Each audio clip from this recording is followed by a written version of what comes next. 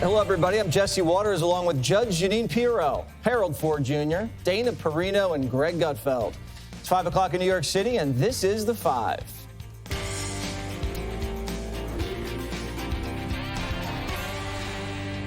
The comments that were made by that prosecutor, gratuitous, inaccurate, and inappropriate. The way that the president's demeanor in that report was characterized could not be more wrong on the facts and clearly politically motivated, gratuitous. Kamala Harris rushing to the defense of her boss after he got called a doddering man with a brain made of Swiss cheese by the special counsel. The White House doing some serious damage control after the president melted down in front of the entire nation. So they sent out spokesman Ian Sams and, of course, Binder.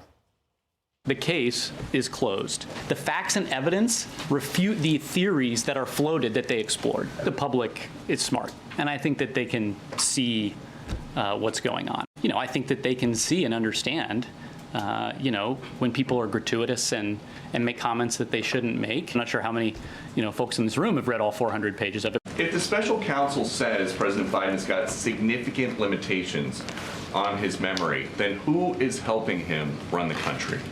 The President of the United States runs the country. The Commander-in-Chief runs the country. That part of the report we don't think lives in reality. Biden's rage spiral starting just after Special Counsel Hur released his bombshell classified docs report. It skipped charges, but portrayed Joe as an elderly man with a poor memory. Biden reportedly went ballistic on Hur to House Democrats, saying, "How the F could I forget the day my son died?" And then the president blew up on national TV. Watch. One of the reasons you were not charged is because, in his description, you are a well-meaning elderly man with a poor memory. I'm well-meaning, and I'm an elderly man, and I know what the hell I'm doing. How bad is your memory, and can you continue as president? My memory is so bad I let you speak. That's Do you feel your memory has gotten worse, Mr. President? My memory is not good. My memory is fine. And here's the cognitive cherry on top. The president, who sees dead people, was walking out of the room, but then he came back to the podium just to confuse the leaders of Egypt and Mexico. As you know, initially, the president of Mexico, Sisi, did not want to open up the gate to allow humanitarian material to get in. All right, Greg Gutfeld. Why me? No, go ahead. Why not? You're right. Kamala had to do that. Of course, she had to do the behind the scenes. It's a box of wine and a stack of catalogs. She's looking at new drapes and new rugs. She can hardly contain herself. I think what's by the way, how do we know it's a her? It could be a they. Okay, good. What's really painful, it's not what it's not what Biden's saying. It's the silence between the words. These long gaps speak louder than any gaffe. And it's not as if the slow pace reflects some kind of thoughtfulness. It's a man searching for thoughts. He's like on the beach with a metal detector looking for a bottle cap for his collection. It's not fun. It's those long silences that just kind of just hurt you. I was toggling between the Biden presser and the Putin-Tucker interview, so I can't help but compare. It's just natural. And one was like a 2-hour lecture. It was tedious and it was detailed. And the other was a tantrum. I felt like I was flipping between the History Channel and Celebrity Rehab with Gary Busey. And it's not my fault. The media has created this glaring contrast. Remember, they were the one that fabricated the complete reverse. Putin was the one that was in ill health. Remember? The shaky leg, the shaky hands. And it was Joe who was fine. But both were fake. But they came from the same media mob. And now we are actually seeing the truth. And I know we're going to talk about the media in the next block. But, for me, it compares two presidents and not two presidents. No matter what you think of Putin, propagandist, murderer, dictator, no question, he's not incapable. And he's definitely pro-Russian. You could detest how he demonstrates it, but he worries, what did he talk about? He worried about borders and national identity and cohesion. We're a free country, right? We are a cacophony of voices and opinions, and that is our strength. But our progressive leadership, our legacy media, our hateful academia, with their views about America, which are disgusting, have made patriotism and borders dirty words. They're as much of a relic as Joe is. And I fear, watching Tucker interview Putin, that Putin gets that. That's what scares me. He knows that we're a fragile country right now. That's what I got from it. I wonder what other world leaders are thinking when they're seeing this report come out. Did they know that when they were meeting with President Biden? Does it confirm the things that they thought when they sat down with him? That reminds me of this story. I think it was David Remnick in The New Yorker a few years ago wrote about how there are 2 North Koreans that are allowed to work at the UN, and he was working with them to try to get an interview with the leader in North Korea, not Kim Jong-un, but his dad. And when Trump was coming on the scene, they were so confused. And they would come to David Remnick all the time and say, what does he mean? When he says this, what does he mean, right? So the unpredictability was there. I can't imagine. But they were like, the special prosecutor said that the president is forgetful and does not have his mental faculties. What could this possibly mean? The special prosecutor gave reporters cover to finally say what Americans have been telling pollsters for a couple of years. Remember, the NBC poll said that 23% of people in America think that Biden has the mental capabilities to be president.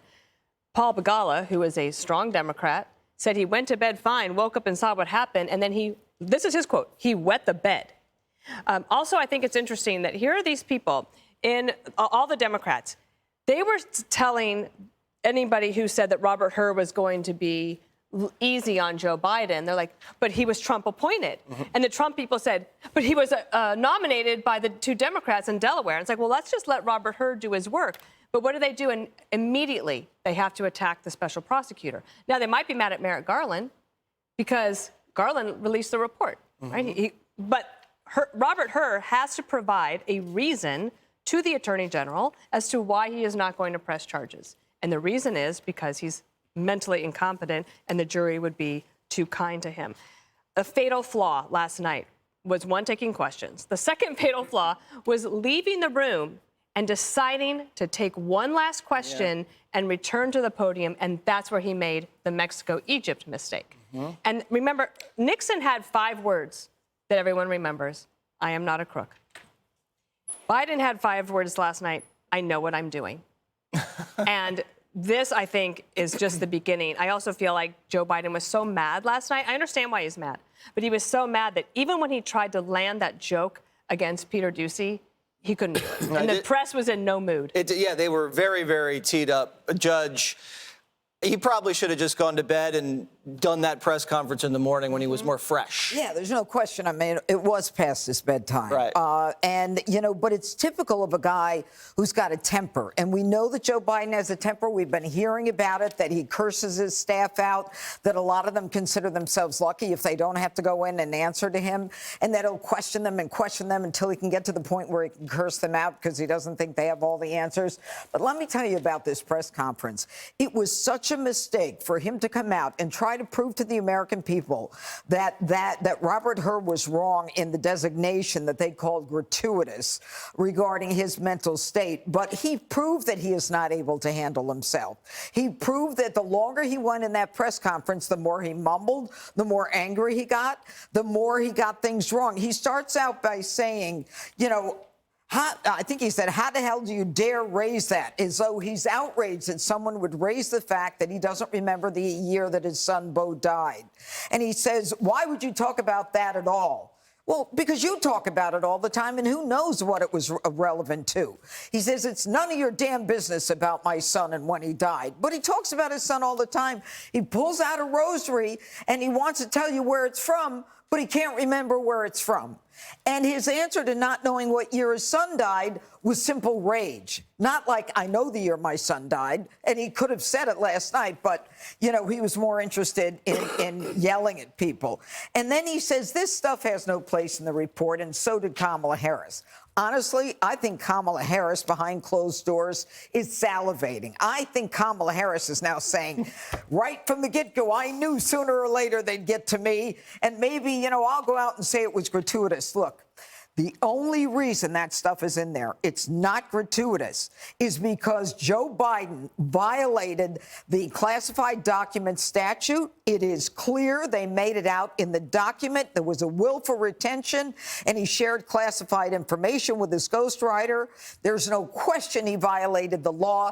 They had to put in his state of mind. That was part of the prosecutorial discretion that they used, that a jury would not have the ability to convict him. I don't think he would be competent to stand trial.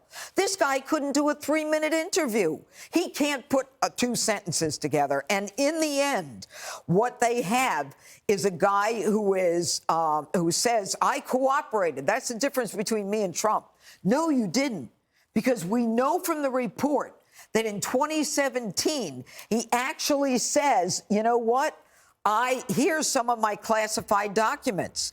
If he cooperated, why did he wait 6 years to hand over those documents that he admittedly found in 2017 that he had no right to? You know, everything that he did was in violation of the law. His ego, his anger will be his downfall, and Americans aren't going to buy what Ian Sams is selling. Harold Ford Jr. So, as I shared yesterday, I think this was a tough day for the president yesterday. It was a headline, I think, in one of our things on Fox.com where it suggested, I think, that Democrats ought to be thinking about replacing him. I don't think that. What I do think, however, is that you can't, as David Axelrod said, unring the bell. And this notion, whether it is true or not, that the president is forgetful, that the president has diminished faculties. This was happening, and this thinking was prevalent before the report came out. And for Mr. Hur to say that the reason that he would not bring charges is because the jury might be amenable, might find that qualifying to the point where they wouldn't want to convict the president if he were to bring charges, is something they're going to have to deal with. I do think, Judge, you're right. I thought the press conference last night, and Dana as well, I thought the press conference last night, the timing was wrong on that. For a person that can't stay, I don't care what your age is, if you're not a nighttime person, you shouldn't be doing nighttime press conferences, especially if you're angry. I think that the real thing for him now, the president of the next few weeks and the next few months, is to do a couple things. You got to stay active. You ought to accept the Super Bowl interview. You ought to lay out, understand what you want to say when you talk about your record and what you plan to do if you're elected 4 more years. Stay on the Congress about passing a border security bill. Get funding for Israel, get funding for Ukraine. I thought the meeting in the White House today with the German chancellor was a smart thing.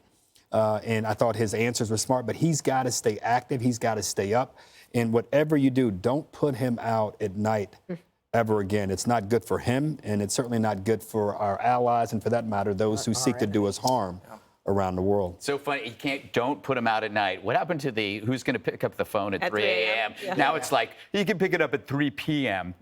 Maybe. You can still pick it up, just don't put him on camera. Exactly. Jesse, do you agree that when I say I'm with her? Michelle? No, I'm with her. Robert Hur. I'm sure. Hey, Sean Hannity here. Hey, click here to subscribe to Fox News YouTube page and catch our hottest interviews and most compelling analysis. You will not get it anywhere else.